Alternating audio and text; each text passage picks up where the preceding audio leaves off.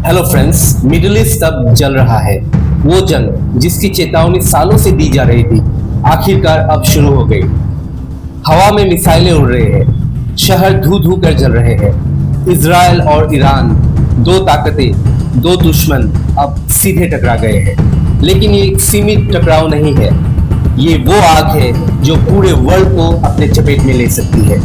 आइए इस वीडियो में हम जानते हैं इस जंग की शुरुआत कैसे हुई, कौन कौन शामिल है और क्या थर्ड वर्ल्ड वॉर की आहट हमको सुनाई दे रही है।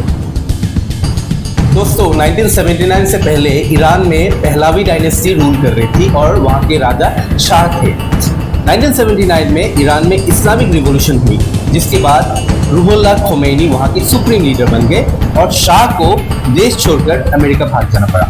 रुहुल्लाह खोमेनी सत्ता में आते ही उन्होंने इजराइल को सैटन कहा, यानी शैतान कहा, और इजराइल के अस्तित्व को स्वीकार करने से मना कर दिया।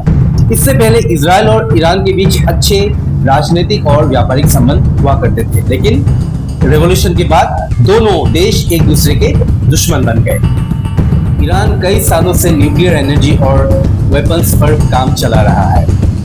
ईरान का कहना है कि वो उनका न्यूक्लियर प्रोग्राम शांतिपूर्ण है, पीसफुल है, लेकिन इजराइल को इस पर भरोसा नहीं है। इजराइल को लगता है अगर ईरान के पास न्यूक्लियर वेपन्स आ गए तो इजराइल के अस्तित्व पर एक खतरा है।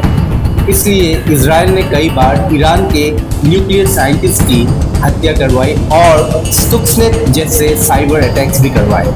इजराइल और ईरान सीधी लड़ाई कम करते हैं, लेकिन इनके बीच का कोल्ड वॉर सालों से चलता आ रहा है।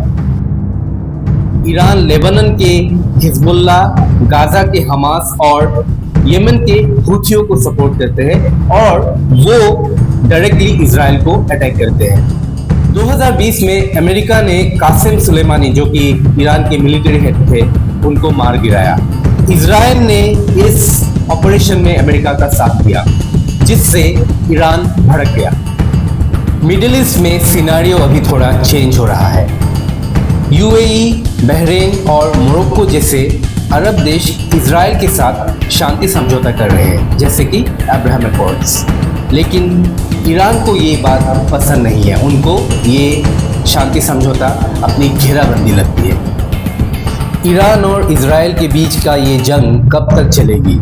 क्या कोई समाधान निकल पाएगा या हम थर्ड वर्ल्ड वॉर की ओर आगे बढ़ रहे हैं? आपको क्या लगता है? आप मुझे कमेंट करके बताइए कि ये वॉर रुकेगी या फिर हमको थर्ड वर्ल्ड वॉर के लिए प्रिपरेशन करनी चाहिए। धन्यवाद।